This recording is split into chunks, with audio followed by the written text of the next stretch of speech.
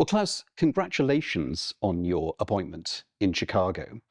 But I think this calls for a little bit of mathematics, and I think an occasion where 2 + 2 does not equal 4. Of course, I'm tremendously excited for the future with Chicago and Amsterdam Concertgebouw Orchestra, but that will only begin in 2027. And now I'm extremely happy with Oslo Philharmonic and Orchestre Paris, where I'm both music director and chief conductor.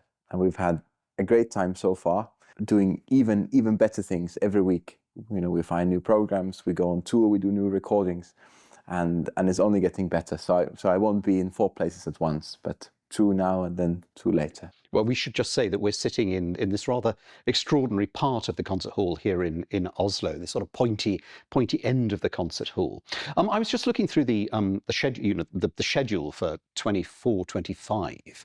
It's a really great mix of programming. Is that something you enjoy doing, putting together programs with your orchestras, and specifically this one here in Oslo? I'm very much looking forward to the new seasons in all the places, and that's also my idea to, if I'm in charge of 2 orchestras, I can't do the same things in both of them. And it's, in a way, it comes quite easily because they're 2 very different orchestras with very different profiles, very different concert halls, playing in different societies and different kind of environments. So it's actually quite inspiring to think about, okay, what kind of pieces would be nice to play with them, and since there is so much of beautiful repertoire. It's wonderful to explore, and then also to have some sort of red lines or kind of lines going through. So, for example, Shostakovich has been an emphasis with the Oslo Philharmonic since one of the very first concerts we did was Shosta 5. And now when we recorded it last year, it was lovely to come back to the piece. And then it was, of course, also so lovely to see how much development we've done and made in some years' time. So tell me about your relationship with Shostakovich's music. I mean, it started, I think, when you were really quite small. Yes, it's almost a little bit of a silly story, but I remember when I was very, very small. Some of the very first memories of life, in fact, I think from my parents, is a cellist and pianist, my mom and dad. And they were always playing the Shostakovich Sonata. And then I was quite often sitting under the piano, which is actually quite a loud place, but my mom had put a lot of foam in there because we were living in an apartment building so that the neighbors wouldn't be so disturbed. But anyway, I was always very much looking forward to the second moment because that would, of course, for a small child be the most exciting. But there it started, and so somehow Shostakovich always accompanied my life. I did a lot of the Fifth and the 10th Symphony, which are usually these kind of young conductor pieces. They're considered because they are quite effective and that, but I was always a little bit against this kind of bombastic element of them.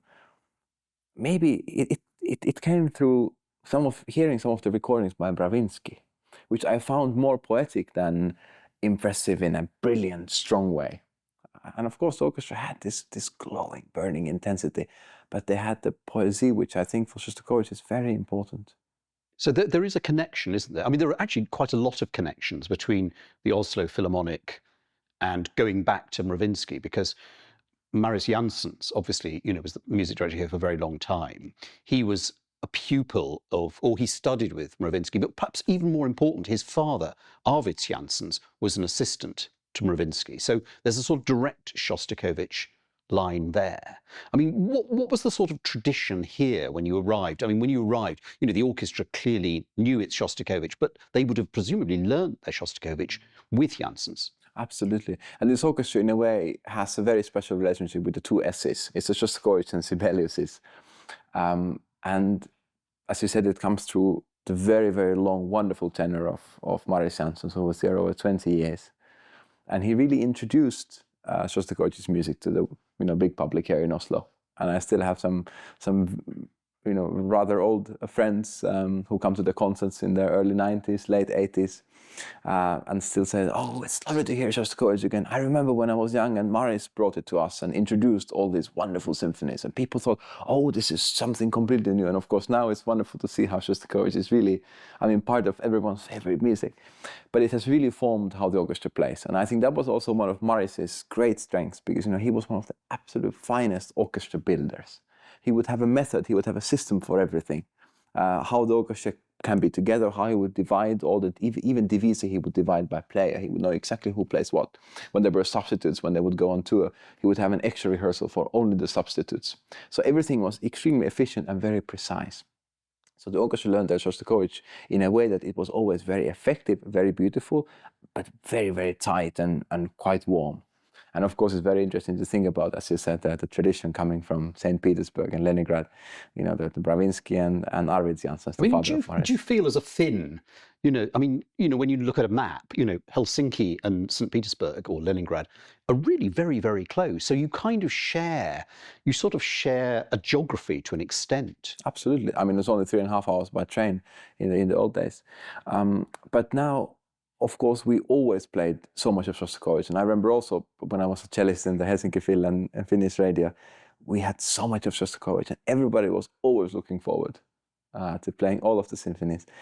And it's great music for a reason. I mean, it's this Mahlerian way of writing for the orchestra where everyone gets something interesting. The brass has these beautiful chorales, also have to play really precise fanfares, marches, funeral marches, all kinds of things.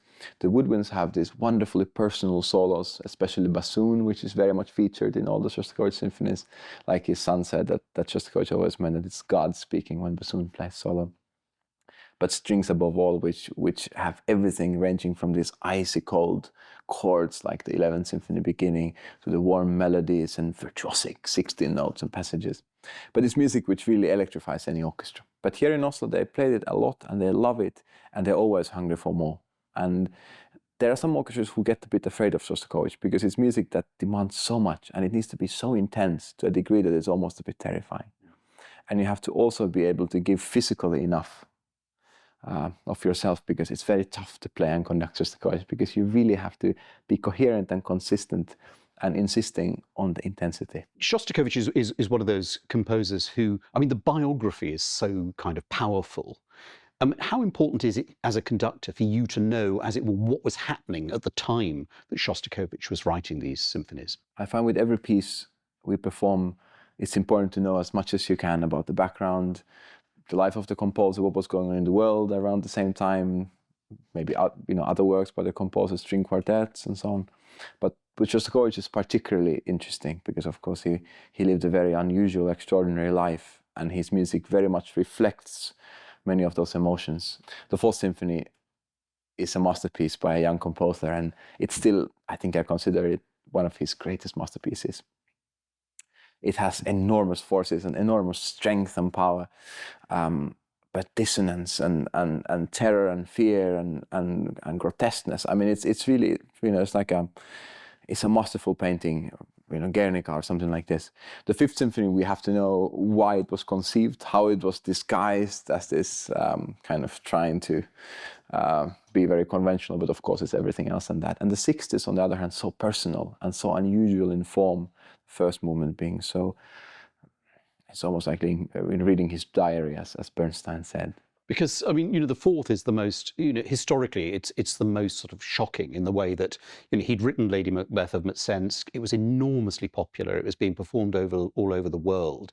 And then Stalin went to see it. And overnight, Shostakovich's life was turned upside down. And unfortunately, the one thing it would be fascinating to know is where in the composition of the symphony of number 4, he'd got to when that appalling Pravda article appeared, noise, not music.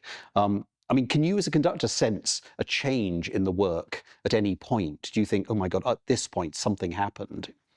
That's a very intriguing thought. The shape of that symphony is also very unusual. In a way, it in some ways reflects the Sixth, but it's just every movement is not bloated, but just expanded. It's a huge orchestra. It's a huge orchestra, and also the form, the shape, and you have a series of different dances, different marches, different tonalities, and these kind of crushing moments of dissonance and violence in the brass and in the woodwinds and in the strings. What's so special about it is how it really, what the journey is from this beginning, which is rather striking. It's a few of these kind of opening pillars, and then you go through all this, and then you end with this most kind of haunting, repeated notes again and again, long chord, and then the trumpet plays a little distant fanfare, and I think that's maybe the most heartbreaking thing about the whole symphony, and the most intense, is how it ends. And the whole journey is a little bit like only a very, very few pieces which leave you so speechless. It's Mahler 6, Sibelius 4, Shostakovich 4. And of course, it's unique in his symphonic output in that it was going to be performed, in the December of that year, and it was pulled. And one can interpret it many ways. The authorities just didn't want to put their players at risk, or they just said to Shostakovich, "Look, it's too dangerous." But for whatever reason, it was never heard again until the early 60s, which makes it kind of special. And of course, by then, the climate changed a bit, and the reception was absolutely rapturous. It always reminds me a little bit of Sibelius Kuularvo, which is, they were both saying something very, very special. I mean, what Shostakovich said with the Fourth Symphony, what Sibelius said with Kuularvo, both young composers trying out something which had never been heard before. Both got maybe different type of criticism. Of course, Sibelius wasn't threatened, he was just criticized in the newspaper.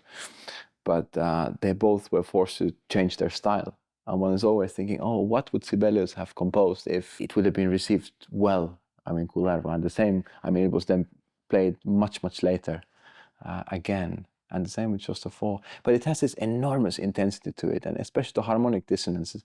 It's also funny because, in a way, it's not really, when you perform it, it does not feel like a symphony in the same way as the Fifth, for example, which is a very proper symphony in its form, in its shape. You feel like, development, everything. But with the Fourth, you really feel like from the opening measures, you're taken into this very, very special kind of maze, which you experience all type of things.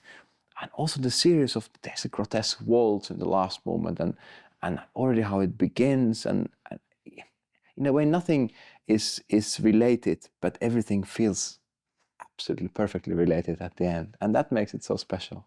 I mean, the Fifth Symphony, which is the first Shostakovich symphony you conducted here in Oslo, in many ways it's Shostakovich's most perfect symphony. It plays, as it were, by the rule book, but it's so beautifully structured, and it's not surprising that it's probably his most popular symphony. Is it particularly close to your heart? It is, absolutely, and especially the third movement, which is just so incredibly beautiful. I always also find the second movement very intriguing, especially after I read what Kurt Sanderling said about it being kind of a description of a state concert where you have a little bit of everything. You have a sort of Cossack a choir and a ballet performance and a little girl reading a poem and sort of everything put together. And it's really his most perfect symphony. The first movement, I think, is the most enigmatic. It's very interesting. Both the first and the last movement have a great shape also within the movements. In both movements, you have this accelerando, which in the first movement starts halfway, and in the last movement starts from the start, where it's kind of really, you feel like you're taken somewhere, you're pulled, and then of course you really feel the fulfillment at the end of the symphony, which is, as we know, there are lots of different interpretations of it. And do you feel particularly that finale, because you can, as you just say, there are different. There's the Leonard Bernstein approach, which is just go for it, and it's a kind of stampede to the close, which in certain ways it works, but whether that sort of goes against what one senses the work is about, in that it was Shostakovich sort of trying to be on best behavior, but at the same time, not really. I know it needs to really have the spirit of the resistance, and especially the very end where you repeat the same ta ta ta ta ta. It's not a victory, but it's really it's a personal struggle, and you push through. But it's not celebrating someone else. It's celebrating yourself, and it's a very, very special ending, and it needs to be insisting enough and meaning slow. And there's that, you referred to Kurt Sanderling, but there's that really fascinating video that's on YouTube of him rehearsing the symphony and explaining, really beautifulally, and particularly that ending where he said it's me, it's the kind of triumph of the individual.